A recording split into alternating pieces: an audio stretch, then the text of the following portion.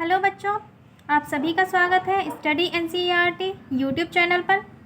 बच्चे, जैसा कि आप लोग जानते ही हैं कि हमने क्लास 10th की एनसीईआरटी मैथ्स की एक सीरीज़ स्टार्ट की है, जिसमें 10th क्लास की एनसीईआरटी मैथ्स के सारे चैप्टर्स को हम लोग कवर कर रहे हैं और ये क्लासेस आप लोगों के लिए बिल्कुल फ्री चलाई जा रही हैं। बच्चे, अभी हम लोग अपना फर्स्ट चैप्टर कर रहे हैं और इससे पहले हमारी फर्स्ट चैप्टर की एक क्लास हो चुकी है, जिसमें हमने अपने चैप्टर का एक परिचय लिया था, जिसमें हमने संख्याओं का वर्गीकरण क्या होता है ये देखा था। संख्याएं कौन कौन सी होती हैं वो सभी संख्याओं के बारे में हमने जाना और उसके बाद में अंकगणित के मूलभूत सिद्धांत के बारे में जाना और फिर हमने एलसीएम और एचसीएफ अपना निकालना सीखा कि कैसे हम लोग एलसीएम और एचसीएफ निकालते हैं। आज हम लोग देखने वाले हैं कि एलसीएम और एचसीएफ में क्या संबंध होता है। ठीक है, एलसीएफ और एचसीएफ का संबंध ये कहता है कि अगर कोई भी दो संख्याएं हैं, जैसे कि ए और बी, हमारी कोई भी दो संख्याएं हैं, अगर हम इनका एलसीएम और एचसीएफ निकाल लेते हैं, क्या निकाल लेते हैं? एलसीएम और एचसीएफ। ठीक है, तो एलसीएम और एचसीएफ की अगर हम गुणा कर दें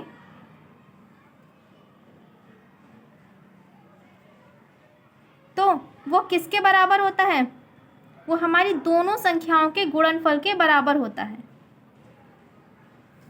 यही हमारा एलसीएम और एचसीएफ में संबंध है, यानी कि किन्हीं भी दो संख्याओं का एलसीएम और एचसीएफ का गुणनफल उन दोनों संख्याओं के गुणनफल के बराबर होता है। यही हमारा एलसीएम और एचसीएफ में संबंध बताता है।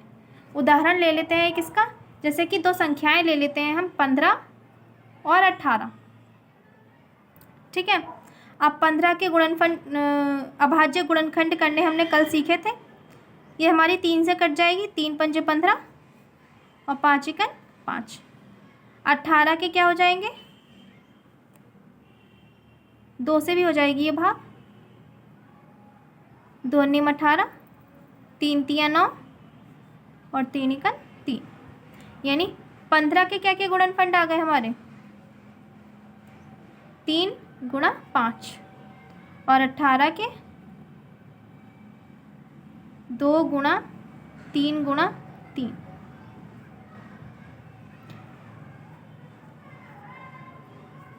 दो गुणा 3 हमारा 2 बार आया है, तो इसे हम 3 की घात 2 करके लिख सकते हैं। ये सारी चीज़ें हमने कल पढ़ ली थी। कल की क्लास अगर आप लोगों ने नहीं देखी है तो ज़रूर से देख लें। ठीक है, आगे आ जाते हैं कि एलसीएम क्या होगा इसका। एलसीएम में हमने देखा था कि जो हमारे कॉमन नंबर्स होते हैं उनमें जो भी हमारा ज़्यादा बार नंबर आया है, सबसे पहले तो उन्हें लिख लो। जैसे कि 3 और यहाँ 3 हमारा कॉमन है। 3 यहाँ हमारा एक ही बार आया है, यहाँ 2 बार आया है, तो हम 2 बार ले लेंगे, यानी 3 की घात 2 गुणा 2 कॉमन नहीं है, 5 भी कॉमन नहीं है, तो इनको अलग से लिख लो ऐसे ही। ठीक है, अब इन सब की गुणा कर लेंगे। 3 की घात 2 9 हो जाएगा और 2 पंजे 10 हो जाएगा। गुणा करेंगे आएगा 90। तो ये हमारा क्या हो जाएगा? एलसीएम हो जाएगा। एचसीएफ क्या आएगा? एचसीएफ कैसे निकालेंगे इसका? एचसीएफ में जो भी हमारे कॉमन नंबर होंगे बस उन्हें ही लेना होता है, यानी कि जो नंबर्स हमारे कॉमन नहीं हैं उन्हें तो हम वैसे ही छोड़ देंगे। जैसे कि 2 नहीं है कॉमन, 5 नहीं है कॉमन, तो उनको तो हम छोड़ देंगे। बचा 3 हमारा दोनों में है, 15 में भी आया है, यानी 15 के गुणनखंड में भी आया और 18 के गुणनखंड में भी आया। ठीक है, तो 3 को हम लेंगे, लेकिन कौन सा वाला लेंगे? ज़्यादा वाला लेंगे या कम वाला? तो जो हमारा कम वाला नंबर आया है, यानी 15 के गुणनखंड में 3 एक ही बार आया और 18 के गुणनखंड में 3 2 बार आया, तो कम कौन सा है? एक बार, तो हम एक ही बार लेंगे। ठीक है ना, तो यानी एचसीएफ क्या हो जाएगा हमारा? 3 और एलसीएम क्या हो जाएगा? 90। अब एलसीएम और एचसीएफ में हमारा संबंध क्या कहता है कि एलसीएम और एचसीएफ की अगर हम गुणा कर दें तो वो किसके बराबर हो जाएगा? दोनों संख्याओं के गुणनफल के बराबर होगा। तो देख लेते हैं एक बार इसको। एलसीएम और HCF की गुणा करके क्या आएगा? LCM है हमारा 90 और HCF क्या है 3। 9 तिया 27 यानी 270। और A क्या था हमारा 15 और B क्या लिया था हमने 18।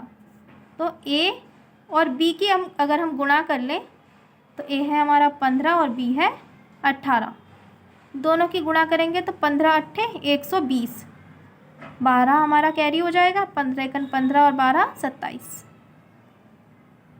तो यानी 15 और 12 की गुणा 15 और 18 की गुणा करके भी हमारा क्या आया 270 आया। LCM और HCF की गुणा करके भी क्या आया इन दोनों संख्याओं के हमारा 270 आया। यानी ये जो हमारा नियम कह रहा है यानी LCM और HCF में जो संबंध हमें बता रहा है कि LCM और HCF की गुणा करके ये हमारे दोनों संख्याओं के गुणनफल के बराबर होगा, ये हमारा प्रूव हो गया यहाँ। यानी कि LCM गुणा HCF बराबर आ गया A गुणा B के। बस इतना ही, ठीक है ना। अब इसके बाद हम लोग कहाँ आ जाते हैं अपनी फर्स्ट एक्सरसाइज पे यानी 1.1 पे। तो बच्चे एक्सरसाइज है 1.1। इसका पहला क्वेश्चन क्या कह रहा है हमारा कि निम्नलिखित संख्याओं को अभाज्य गुणनखंडों के गुणनफल के रूप में व्यक्त कीजिए। ठीक है, ये हमने कल भी सवाल किए थे इसके। अब हम लोग एक्सरसाइज के सवाल कर लेते हैं इसके। ठीक है, तो सबसे पहला क्या है 140। 140 के गुणनखंड कैसे करेंगे हम? मैंने कल भी आपको ये बात बताई थी कि जब संख्या के इकाई का अंक 0 होता है या कोई भी सम संख्या हो तो वो हमारी 2 से पूरी कट जाती है। तो 2 से भाग दे लेते हैं इसको। 2 सत्ते 14, फिर से 0 ही आया। 2 तिया 6, 1 बचेगा, ये 10 हो जाएगा। 2 पंजे 10, 5 सत्ते 35, 7 से हो जाएगा 7 एकन 7। यानी कि इसके गुणनखंड क्या क्या आ जाएंगे हमारे 2 गुणा 2 गुणा 5 गुणा 7। अब 2 हमारा 2 बार आया है तो इसको हम 2 की घात 2 लिख देंगे। ठीक है, गुणा 5 गुणा 7। ठीक है, अगला क्वेश्चन क्या है हमारा 156। 156 के गुणनखंड भी हम ऐसे करेंगे। इसका भी इकाई का अंक 6 है। ये भी हमारी 2 से पूरी कट जाती है यानी सम संख्या है। सारी सम संख्याएं तो हमारे 2 से कट जाती है ना, तो 6 भी हमारी पूरी 2 से भाग जाएगी, तो ये भी हमारी 2 से कट जाएगी पूरी संख्या।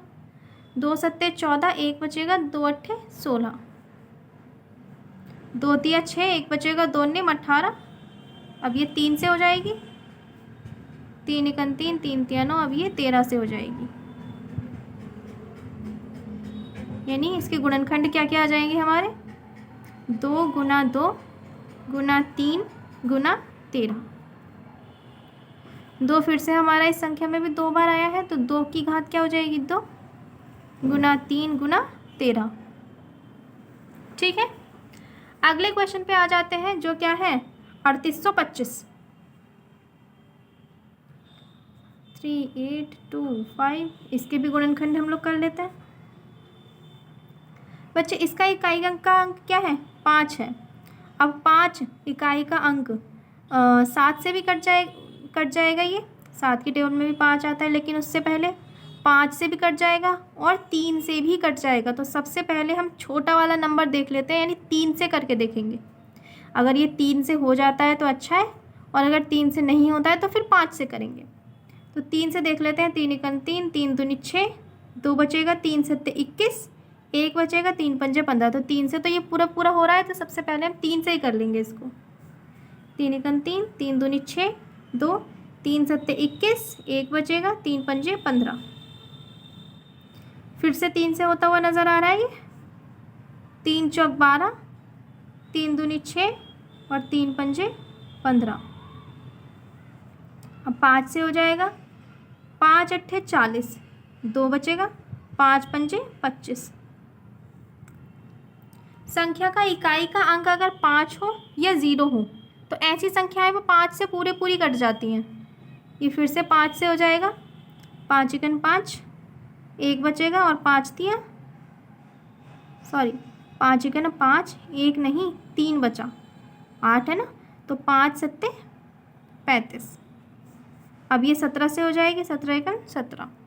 ठीक है, तो इसके गुणनखंड क्या क्या आ जाएंगे हमारे, 3 गुणा 3 गुणा 5 गुणा 5 गुणा 17।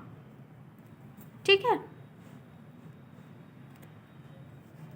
कैसे लिख लेंगे इसको, 3 हमारा 2 बार आया है तो 3 की घात 2, 5 भी हमारा 2 बार आ गया, 5 की घात 2 और गुना 17।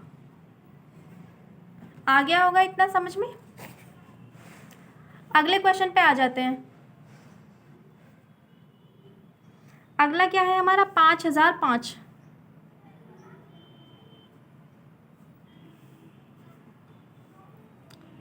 इसका इकाई का अंक 5 है, ये हमारा 5 से कट जाएगा, 5 एकन 5, 0 0 ऐसे 5 एकन 5। ठीक है, ये अब हमारा 7 से कटेगा, 7 एकन 7, 3 10, 7 चौक 28, 2 बचेगा और 7 तिया 21। अब ये 11 से, 11 एकन 11 और 3 बचेगा, 11 3 14 होता है ना, 33 हो जाएगा, 11 तिया 33। अब ये 13 से कट जाएगा, 13 एकन 13। ठीक है, इसके क्या क्या गुणनखंड हो जाएंगे, 5 गुणा 7 गुणा 11 और गुणा 13। ठीक है, ये अभाज्य गुणनखंडों के गुणनफल के रूप में हमने लिख दिया इन्हें। अगले क्वेश्चन पे आ जाते हैं, 7429।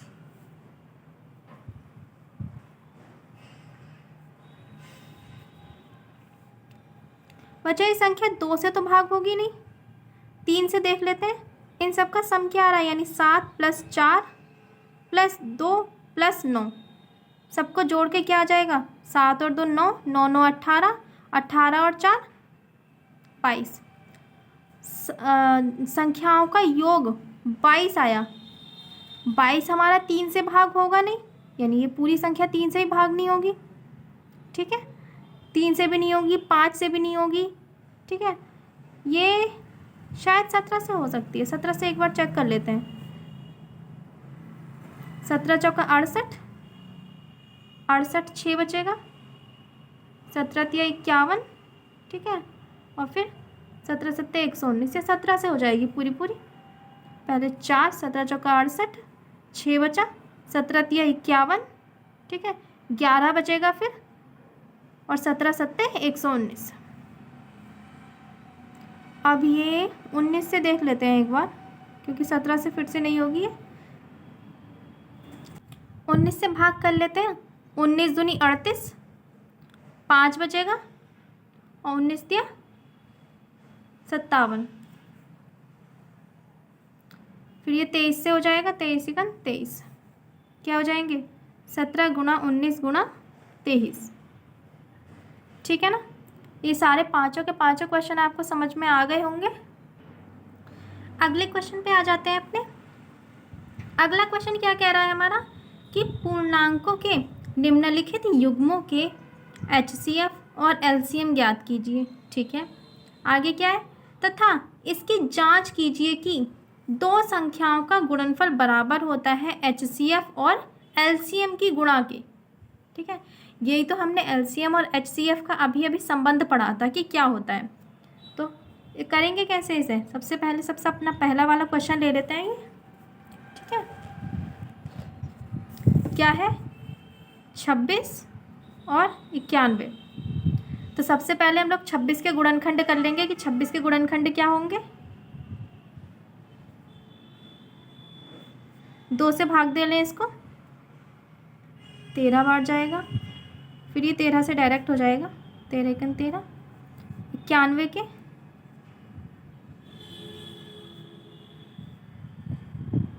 91 के क्या क्या हो जाएंगे, 7 से भाग हो जाएगा ये, 7 एकन 7, 7 2 बचेगा, और 7 तिया 21, 13 एकन 13। ठीक है, तो 26 के गुणनखंड क्या हो गए हमारे, 2 गुणा 13, और 91 के क्या हो गए, 7 गुणा 13। ठीक है, अब हमारा एलसीएम क्या आ जाएगा? एलसीएम मैंने आपको बताया था कि पहले तो कॉमन वाले नंबर्स देख लो, तो 13 दोनों में कॉमन है, ठीक है। और कॉमन में भी जहाँ ज़्यादा बार वो नंबर आया है, यानी अगर नंबर रिपीट हो रहा है तो जहाँ ज़्यादा बार आया है तो वो ज़्यादा बार वाला ले लेते हैं। इसमें तो इक्वल है, एक एक बारी आया तो 13 ले लो एक बारी, गुना 2 और 7 कॉमन नहीं है तो इनको भी एक एक अलग अलग ले लो, ठीक है। तीनों की गुना कर लेंगे तो हमारा एलसीएम आ जाएगा, क्या हो जाएगा? 13 दूनी 26 और 26 सत्ते 182, ठीक है। अब आ जाते हैं HCF पे कि HCF क्या होगा। बच्चे HCF सिर्फ कॉमन नंबर हमें लेना होता है, ठीक है। जो नंबर्स कॉमन नहीं है उन्हें तो हम छोड़ देंगे, तो इनका HCF क्या हो जाएगा? 13 आ जाएगा। सिर्फ एक 13 ही तो कॉमन है ना दोनों में, तो 13। अब हमें प्रूव क्या करना है कि जो दोनों संख्याओं का गुणनफल होगा वो HCF और LCM की गुणा के बराबर आएगा। यही तो था हमारा कि जो दोनों संख्याओं का गुणनफल होगा वो HCF और LCM की गुणा के बराबर आएगा। तो करके देख लेते हैं, प्रूव कर देते हैं। पहला पार्ट हमने कंप्लीट कर लिया कि LCM और HCF फाइंड कीजिए, तो LCM और HCF तो आ गए हमारे। अब ये प्रूव कर देते हैं, यानी कि इसकी जांच कर देते हैं। तो दोनों संख्याओं का गुणनफल देख लेंगे पहले क्या क्या आ रहा है। इधर देख लेते हैं, 26 की और 91 की गुणा करके क्या क्या आएगा। 1 से तो ये पूरा 26 ही हो जाएगा। 9 से इसकी गुणा करेंगे तो 9 6 54 का 4 5 9 दूनी 18 23 6 6 3 और 2, ठीक है। LCM और HCF की गुणा करके और देख लेते हैं कि क्या आएगा। LCM है हमारा 182 और HCF क्या है 13। तो 182 की 13 से गुणा करेंगे कि क्या आता है। 182 की गुणा किससे करनी है? 13 से। 13 दूनी 26 का 6 2 13 अट्ठे 104 104 और 2 106 106 का 6 आ जाएगा और 10 कैरी हो जाएगा हमारा। 13 एकन 13 और 10 23, ठीक है। तो LCM 182 था हमारा, HCF हमारा 13 था। दोनों की गुणा करके क्या आया? 2366। पहला नंबर हमारा 26 था, दूसरा नंबर हमारा 91 था। दोनों की गुणा करके यहाँ पे क्या आया? 2366 आया। लिख लेते हैं एक बार इसको अच्छे से, यानी कि A गुना B यानी 26 गुना 91 बराबर आया ये 2366। LCM गुना HCF किया, LCM क्या था 182 और HCF हमारा था 13। दोनों की गुणा करके क्या आया? 2366, ठीक है। तो यही तो हमें प्रूव करना था ना। लिख देंगे कि दो संख्याओं का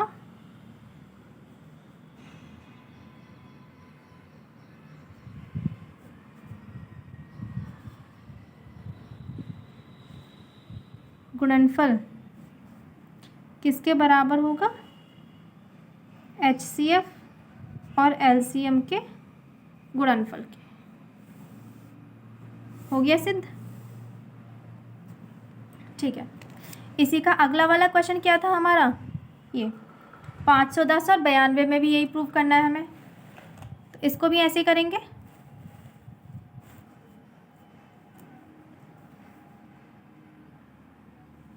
क्या है? 510 और 92। सबसे पहले तो 510 के हम अभाज्य गुणनखंड कर लेते हैं। क्या होंगे? 0 आया है, इसका जो ये इकाई का अंक है 2 से कट जाएगा, 5 5 3 से कट जाएगा। अब ये 3 अट्ठे 24 और 3 पंचे 15। अब ये 5 से कटेगा 17 बार, 17 एकन 17, ठीक है। 92 के भी कर लेंगे। 2 से कटेगा ये, 2 चौक 8, 1 9, 2 छिंग 12, 2 दूनी 4, 2 तिया 6। अब तो ये 23 से जाएगा क्योंकि 23 भी हमारा अभाज्य संख्या है। ठीक है, 510 के गुणनखंड क्या है हमारे? 2 गुणा 3 गुणा 5 गुणा 17, और 92 के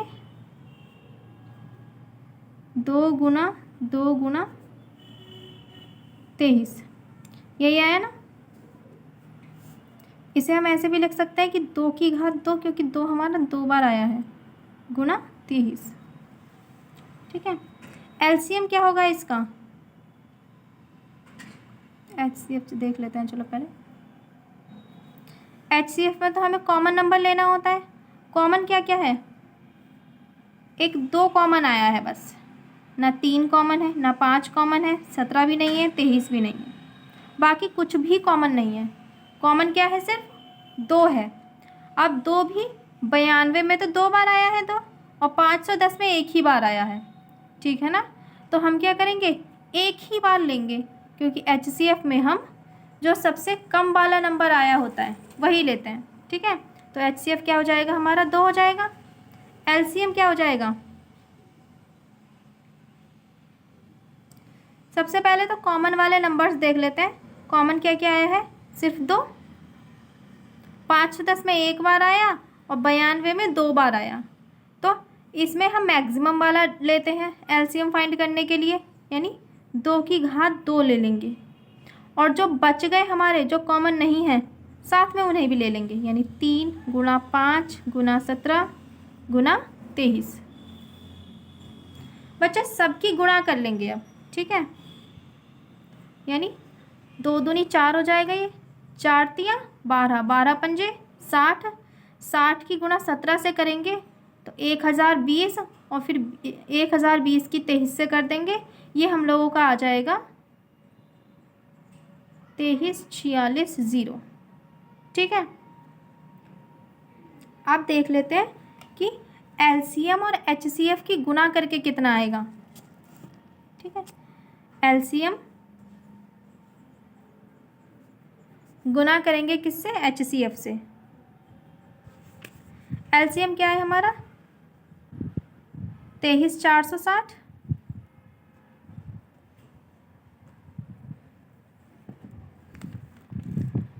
इसकी गुना कर देंगे हम किससे?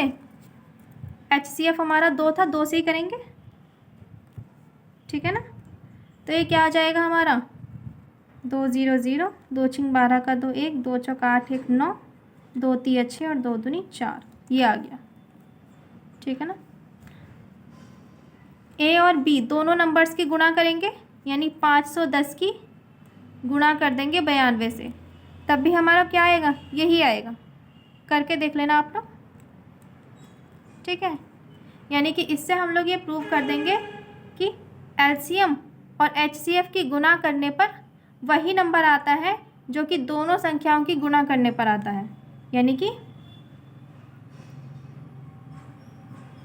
दोनों संख्याओं का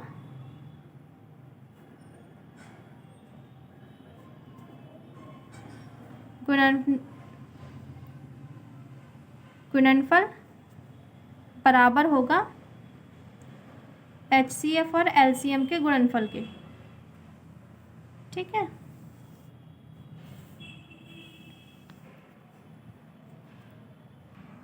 अब इसका एक थर्ड पार्ट और है, बस लास्ट।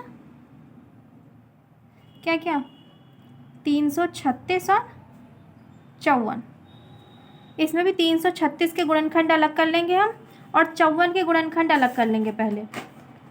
ठीक है, तो 336 के गुणनखंड कर लेते हैं पहले।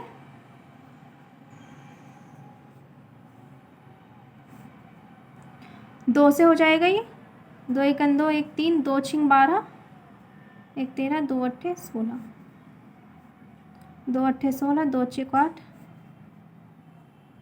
2 चौक 8, 2 दूनी 4, 2 दूनी 4, 2 1 2, 3 सत्ते 21 और 7 1 7। 54 के कर लेते हैं, 2 दूनी 4, 1 बचेगा, 2 सत्ते 14, तीन नम 27, 3 तिया 9, 3 एकन 3। ठीक है, यानी 336 के गुणनखंड क्या क्या है? 2 गुना 2 गुना 2 गुना 2 गुना 3 गुना 7, यानी 2 हमारा कितनी बार आया है? 1 2 3 4, 4 बार आया है। तो इसे हम 2 की घात 4 लगा के लिख दें। फिर क्या है? 3 आया है और 7 आया है, 3 गुना 7। ठीक हो गया। अब आएगा 54। 54 में भी 2 तो एक ही बार आया है और 3 1 2 3, 3 बार 3 आया है। ठीक हो गया। अब इसमें देख लेते हैं कि एलसीएम क्या आएगा हमारा। एलसीएम हमने फाइंड करना सीखा था कि सबसे पहले हम क्या ले लेते हैं? कॉमन नंबर्स को देखते हैं कि जैसे कि 2 यहाँ भी गुणनखंड है, 2 यहाँ भी गुणनखंड है, 3 यहाँ भी है, 3 यहाँ भी गुणनखंड है। ठीक है, अब 2 की घात 4 लें या अकेला यहाँ से 2 उठा लें। तो एलसीएम में हमेशा ज़्यादा पावर वाला नंबर लो। ठीक है, 2 की पावर यहाँ क्या है? 4 है, यहाँ अकेला 2 है, 2 की पावर 4 गुना 3 यहाँ अकेला है, यहाँ 3 की पावर क्या है? 3 है, तो ज़्यादा वाला लो हमेशा। अब अकेला कौन बच गया? 7 बच गया, इसको भी ले लो। ठीक है, गुना कर लेंगे इन सब की। 2 की 4 बार गुना होगी, 16 आएगा, 3 तिया 9 तिया 27 आएगा, गुना 7। ठीक है, 16 सत्ते 112, 112 के 27 से गुना कर लेंगे, ये हम लोगों का आ जाएगा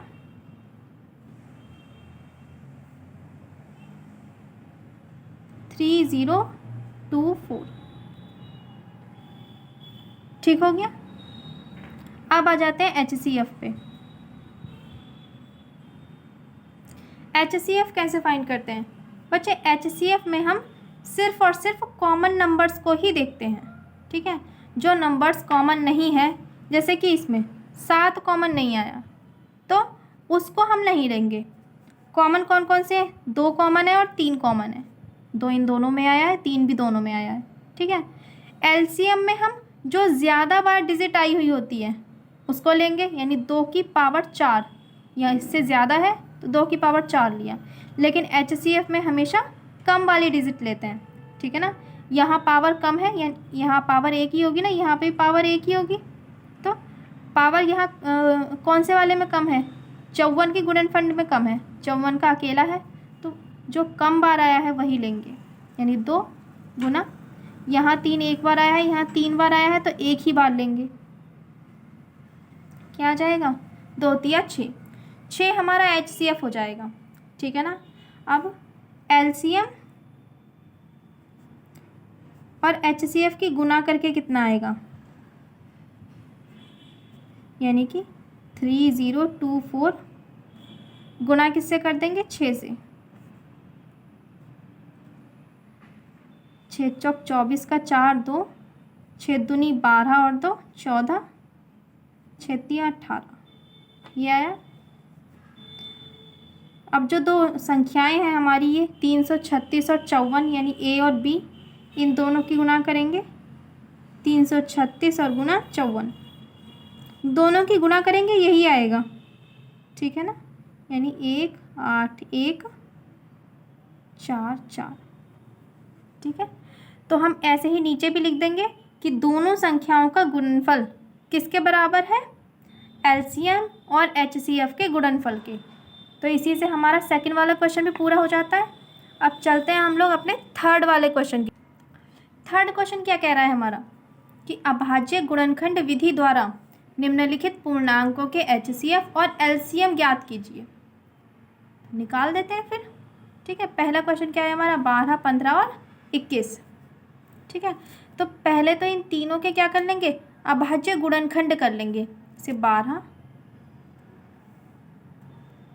2 से भाग हो जाएगा, ये 2 छिंग 12, 2 तिया 6, 3 एकन 3। 15 के कर लेते हैं, 3 से भाग हो गई, 3 पंजे 15 और 5 एकन 5। 21 के कर लेते हैं, 3 से भाग होगा, 3 सत्ते 21, 7 एकन 7, ठीक है ना। तो 12 किस किस के बराबर आया, ये 2 गुना 2 गुना 3, ठीक हो गया ना। यानी कि 2 की घात तो 2 है और गुना 3, 15 क्या आया, 3 गुना 5 और 21 3 गुना 7, यही आया ना। अब सबसे पहले एलसीएम देख लेते हैं कि एलसीएम क्या आएगा इनका। बच्चे एलसीएम कैसे फाइंड आउट करते हैं हम, हमारा वही पुराना घिसा पिटा मेथड। क्या है कि जो हमारे कॉमन नंबर्स होंगे, कॉमन क्या क्या है, 2 सब में आया है क्या, नहीं जी, सिर्फ यहाँ आया है 12 के गुणनखंड में, ठीक है। 3 हमारा सब जगह आया है, इसमें भी आया है, इसमें भी आया है, इसमें भी आया है, तीनों में एक एक बार ही आया है, तो ज़्यादा बार और कम बार का फ़र्क ही नहीं पड़ता, एक ही बार आया है, तीनों में एक ही बार ले लेते हैं गुणा, ठीक है। बाकी के कॉमन नहीं है हमारे, तो बाकी सबको ले लो, यानी 2 की घात 2 भी ले लो, 5 भी ले लो और 7 भी, ठीक है। अब सबकी गुणा कर लेते हैं, क्या आ जाएगा, ये 2 दूनी 4 हो जाएगा, 4 तिया 12 हो जाएगा, 12 पंजे 60 हो जाएगा, ठीक है। और 60 की गुणा 7 से, तो 7 छिंग 42, यानी 420 हमारा एलसीएम आ जाएगा, ठीक है। अब एचसीएफ पे आ जाते हैं कि एचसीएफ क्या होगा।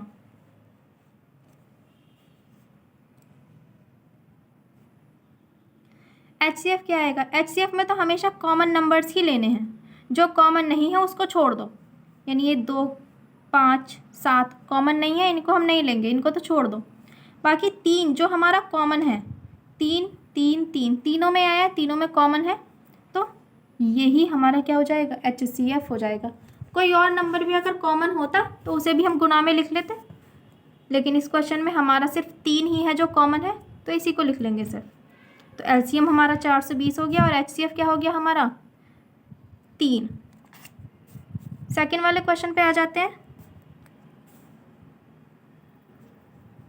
सेकंड वाले क्वेश्चन में क्या क्या है, 17 है,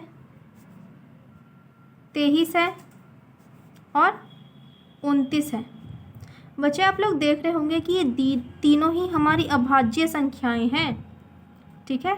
और अभाज्य संख्याओं के सिर्फ 2 ही गुणनखंड होते हैं, एक तो वो संख्या खुद होती है और दूसरा 1 होता है, यानी कि 17 क्या आएगा,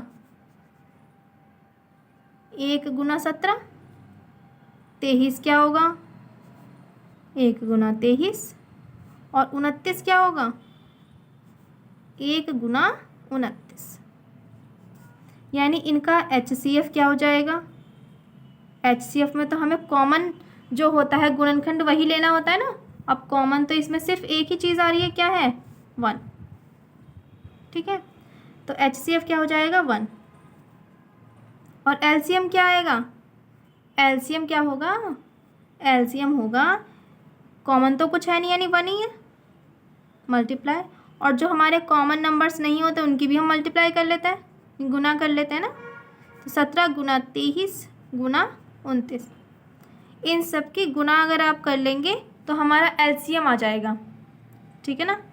इन सब की गुना आप लोग कर लेना, हम लोग अगले क्वेश्चन पे आ जाते हैं तब तक। अब इस क्वेश्चन का जो हमारा थर्ड वाला पार्ट है क्या है, 8 9 और 25, ठीक है। 8 के गुणनखंड क्या क्या हो जाएंगे, 2 चौक 8, 2 दूनी 4 और 2 एकन 2, 9 के 3 तिया 9 और 3 एकन 3, 25 के 5 पंजे 25, 5 एकन 5, यानी 8 के क्या क्या आ गए, 2 गुना 2 गुना 2, 9 के 3 गुना 3 और 25 के 5 गुना 5। ठीक है, एलसीएम देख लेते हैं कि एलसीएम क्या होगा। सबसे पहले तो हम देख लेंगे, यहाँ इसको ऐसे लिख सकते हैं ना, 2 की घात 3, 3 की घात 2 और 5 की घात भी 2। ठीक है, इसमें कोई भी कॉमन नहीं आ रहा। यहाँ 2 की घात 3 है, 3 की घात 2 है, 5 की घात 2 है, कोई भी गुणनखंड हमारा क्या नहीं है, कॉमन नहीं है। अब कॉमन तो हमारा है नहीं, लेकिन एलसीएम निकालने के लिए हम क्या करते हैं कि जो हमारे बच जाते हैं, जो कॉमन नहीं होते, उन्हीं की हम मल्टीप्लाई कर लेते हैं। तो यहाँ 2 की घात 3 है, 3 की घात 2 और 5 की घात 2, सबकी गुना कर लेंगे। ठीक है, ये क्या हो जाएगा, 2 की घात 3, 2 दूनी 4 दूनी 8, 3 तिया 9 और 5 पंजे 25। 25 अट्ठे 200 होता है और 200 की 9 से गुणा कर लेंगे, यानी 9 दूनी 18 और 2 0 आ जाएंगे। ये हमारा एलसीएम हो जाएगा इसका। एचसीएफ में तो हमेशा हमें जो कॉमन गुणनखंड होता है वही लिखना होता है। अब कॉमन तो कुछ है नहीं, और जब कुछ भी कॉमन नहीं होता तो 1 तो होता ही है, क्योंकि 1 तो सबकी गुणा में होता है। ठीक है ना, अरे भाई 1 तो होता ही है ना सबकी गुणा में, तो 1 क्या हो जाएगा हमारा, ये HCF, यानी HCF क्या हो जाएगा, 1 हो जाएगा। ठीक है, यहाँ पे हमारा ये तीसरा क्वेश्चन भी पूरा हो जाता है। अब हम लोग अपने नेक्स्ट क्वेश्चन पे आते हैं। फोर्थ क्वेश्चन है हमारा कि HCF 306, 657, यानी इन दोनों संख्याओं का जो HCF है वो 9 दिया है। 306 का और 657 का HCF हमें क्या दिया है, 9 दिया है, और LCM हमें इनका ज्ञात करना है। तो कैसे करेंगे बच्चा, इसमें डायरेक्टली हमें LCM ज्ञात करने की ज़रूरत है ही नहीं। क्यों, क्योंकि हमें दोनों संख्याएं पता हैं, दोनों संख्याओं का HCF पता है, और अभी हम LCM और HCF का एक रिलेशन पढ़ के आ रहे थे कि दोनों में क्या संबंध होता है। क्या था हमारा वो, कि जो दोनों संख्याओं का गुणनफल होता है वो LCM और HCF के गुणनफल के बराबर होता है। यही पढ़ा था ना। तो देखो, पहली संख्या क्या है हमारी, 306 है, दूसरी संख्या 657। अब LCM तो हमें इन दोनों का ज्ञात करना है, तो LCM ऐसे ही रहने दो। HCF क्या है हमारा, HCF 9 है। ठीक है, अब बच्चे देखो, 9 इधर वाली साइड पे हमारा राइट हैंड साइड पे गुणा में है। अगर हम इसे दूसरी तरफ यानी कि लेफ्ट हैंड साइड अगर लेकर जाना चाहें तो ये भाग में आएगा, यानी कि साइन चेंज हो जाते हैं। प्लस में कोई संख्या है वो माइनस हो जाएगी, माइनस में है प्लस हो जाएगी, गुना में है भाग में चले जाएगी, और भाग में है तो गुना में चले जाएगी। यानी कि 9 कहाँ आ जाएगा हमारा, अगर हम दूसरी साइड लाएँ तो भाग में आ जाएगा। 306 गुना 657, इसको भाग कर देंगे किससे, 9 भाग में आ जाएगा इसके, बराबर LCM। ठीक हो गया यहाँ तक। 9 से ये हमारा कट जाएगा, 9 तिया 27, 27 और 7 वो सॉरी 27 और 3 30 होता है, 9 चौक 36, 34 गुना 657, ये क्या हो जाएगा हमारा LCM। दोनों की गुना कर लेते हैं, क्या क्या है ये, 657 है और 34 है। 4 सत्ते 28, 2 बचा, 4 पंजे 20, 2 22, 2 बचा, 4 छिंग 24 और 2 26, गुना 3 सत्ते 21, 1 2 बचा, 3 पंजे 15 और 2 17, 1 बचा, 3 छंग 18 और 1 19, 8 3 7 6 13 का 3 1 7 2 9 सॉरी 9 2 11 और 1 12 का 2 1 और 1 और 1 2, ये आया गुना करके, है ना। तो ये क्या हो जाएगा हमारा LCM, 22 33 8, ये हमारा इसका LCM हो गया। ठीक हो गया। अगले क्वेश्चन पे आ जाते हैं अब। फिफ्थ क्वेश्चन क्या है हमारा, जांच कीजिए कि क्या किसी संख्या या प्राकृतिक संख्या n के लिए संख्या 6 की पावर n अंक 0 पर समाप्त हो सकती है। पहले तो क्वेश्चन को समझने की ज़रूरत है कि क्वेश्चन क्या कह रहा है। बच्चे क्वेश्चन में ये कहा है कि जो संख्या 6 की पावर n है, ठीक है, जो 6 की पावर n है यहाँ पे, अगर n की वैल्यू कोई भी प्राकृतिक संख्या हो सकती है। प्राकृतिक संख्याएं क्या क्या होती हैं, 1 to इन्फिनिटी, यानी 1 2 3 4 5, कुछ भी n की वैल्यू हो सकती है। तो क्या कभी ऐसा हो सकता है कि ये संख्या हमारी 0 पर समाप्त हो जाए, यानी कोई भी नंबर आए जो, जैसे यहाँ 2 है n की जगह पे लिखा हुआ, तो 6 गुणा 6 2 बार होगा, तो 6 6 36 आया, तो हमारा लास्ट में क्या आया, 6 आया। तो क्या कभी ऐसी कोई संख्या आ सकती है, यहाँ हम 8 लिख दें, 12 लिख दें, 15 लिख दें, तो कभी ऐसा हो सकता है कि जब हम गुना करके आएँ तो संख्या ऐसी बने जिसके इकाई का अंक क्या हो, 0 हो, यानी वो अंक 0 पर समाप्त हो सकती है। ऐसा हो सकता है कभी? तो वही हमें इन्हें प्रूव करके बताना है कि हो सकता है या नहीं हो सकता है। ठीक है, तो क्वेश्चन पे आ जाते हैं कि 6 की पावर n दिया है ना इन्होंने, तो सबसे पहले तो 6 के गुणनखंड कर लो। 6 क्या क्या होता है, 2 गुना 3, यही तो होगा ना 6, घात क्या है इसकी, n, यानी 2 गुना 3 की पावर हो गया n। ठीक है ना।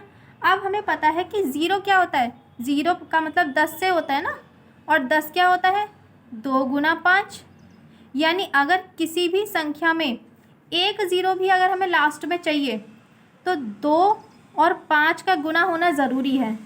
बिना 2 और 5 के गुणा किए हमें 0 नहीं मिल सकता किसी भी कीमत पर। ठीक है ना। अब इस संख्या में हमारा 2 तो आया है लेकिन 5 तो है ही नहीं। अब हम 6 का कितना भी बार गुना क्यों ना कर लें, इसमें 5 तो कभी भी नहीं आएगा। तो क्या लिखेंगे हम कि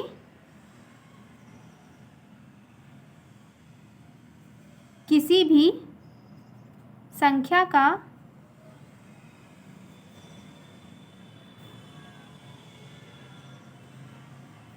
इकाई अंक 0 होने के लिए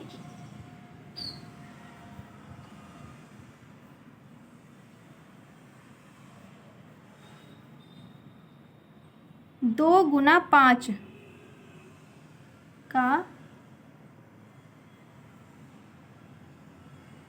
कम से कम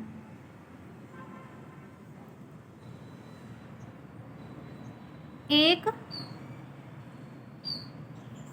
बार होना आवश्यक है।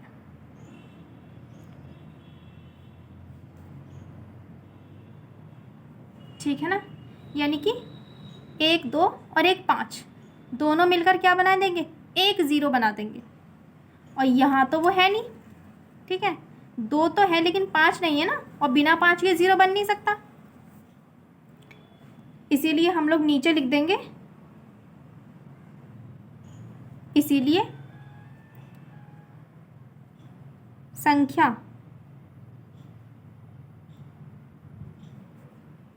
6 की पावर n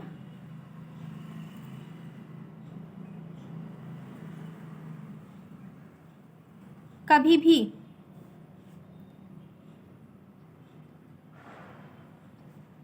शून्य पर समाप्त नहीं हो सकती।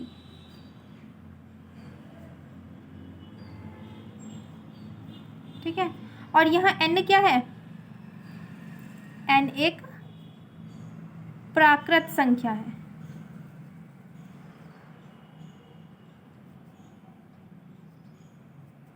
जहाँ भी लिख देते हैं जहाँ n एक प्राकृत संख्या है। ठीक है, यहाँ पे भी लिख लेते हैं n क्या है, प्राकृत संख्या।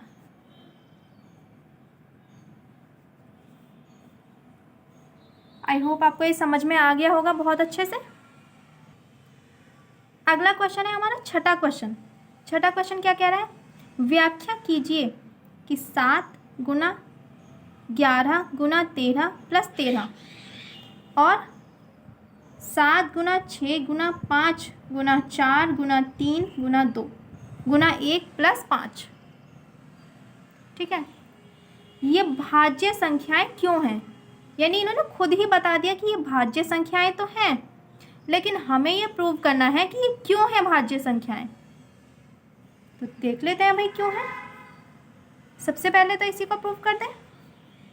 क्या है हमारा ये 7 गुना 11 गुना 13 प्लस 13।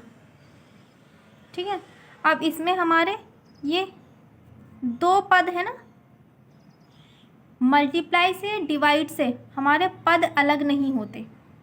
ठीक है ना, प्लस से और माइनस से अलग हो जाते हैं, यानी कि उन्हें हम अलग अलग पार्ट्स में मानते हैं। तो ये अलग पार्ट हो गया और ये हमारा अलग पार्ट हो गया। ठीक है, तो दोनों में 13 कॉमन आ रहा है, 13 कॉमन ले लेंगे तो यहाँ से हमारा क्या बचेगा, 7 बचेगा और 11 बचेगा इधर वाले पार्ट से। 7 गुना 11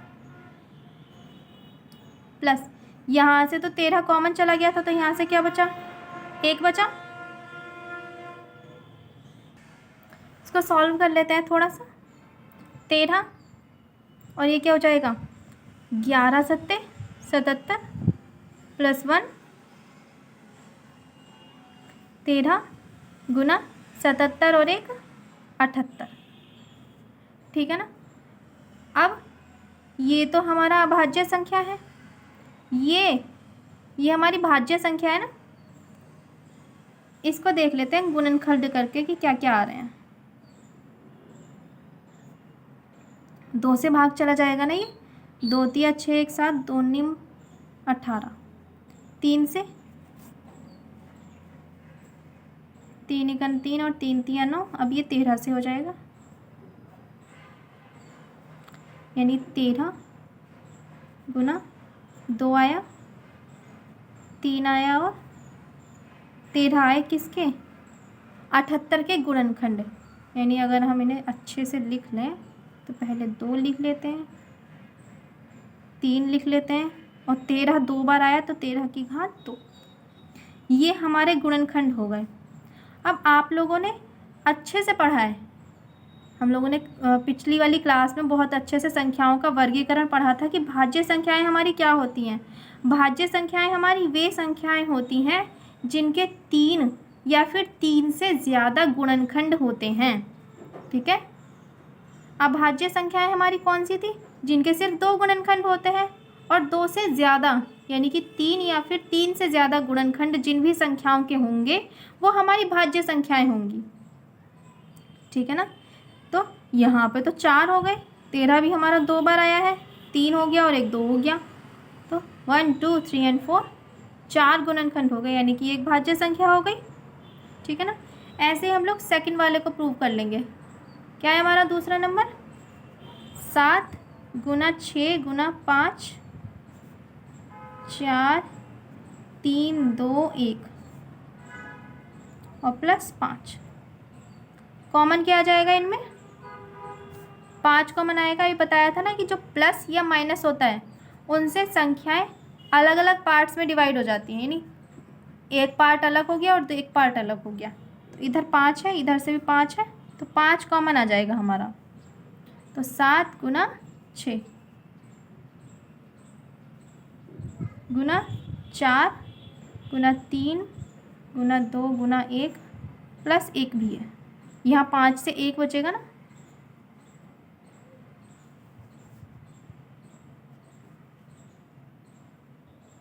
बच्चे 7 6 42, इनकी गुणा करके 42 आ गया। 4 तिया 12, 12 दूनी 24 और का 24 प्लस 1। इन दोनों की गुणा करके देख लेते हैं क्या आ रहा है, 42 है और 24 है।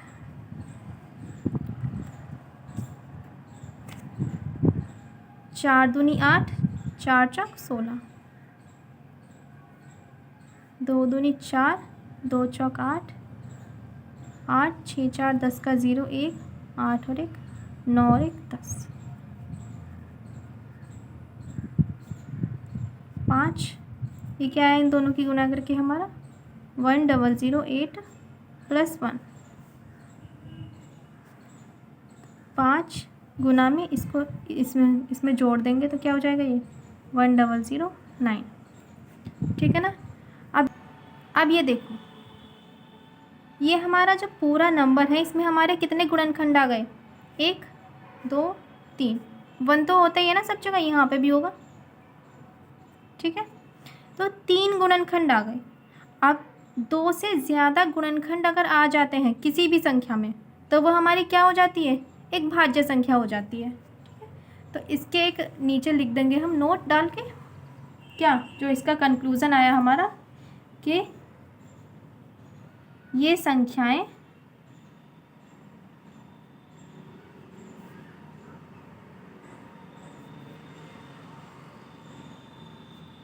भाज्य संख्याएं होंगी।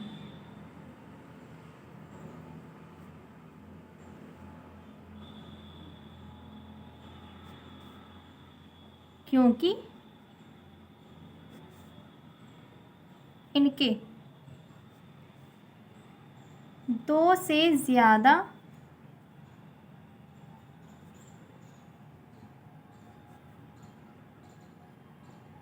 गुणनखंड हैं।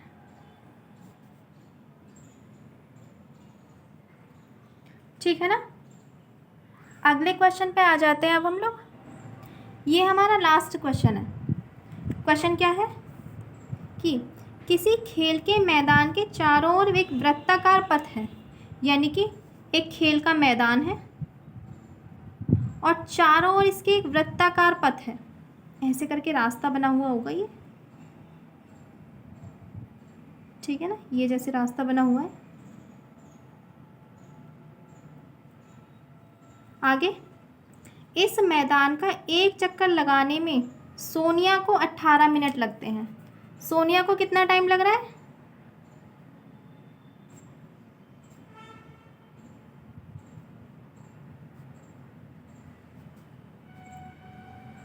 अट्ठारह मिनट लग रहे हैं।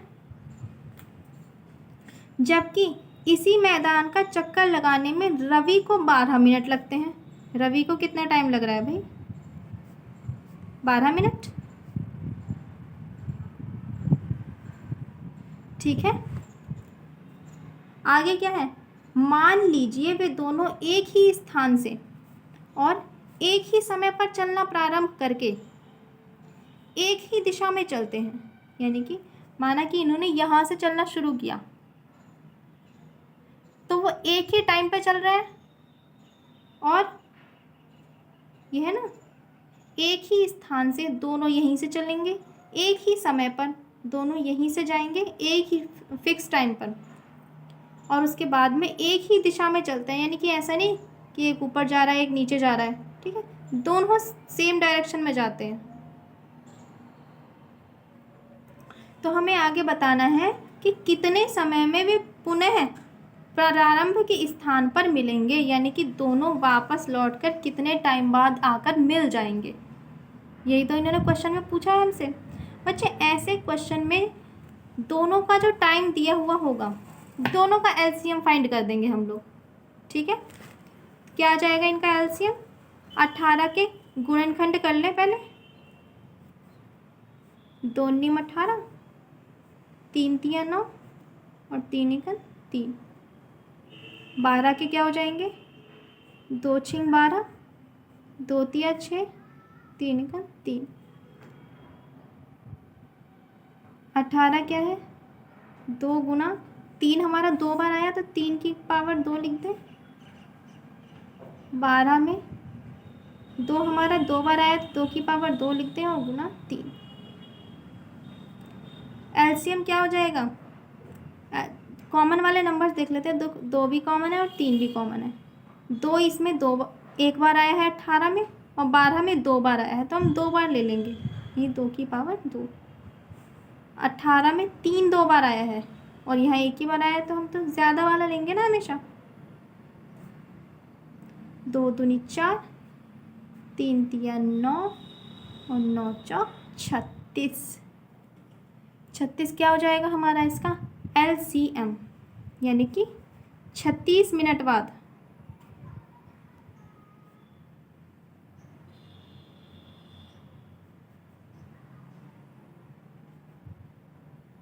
वे दोनों पुनः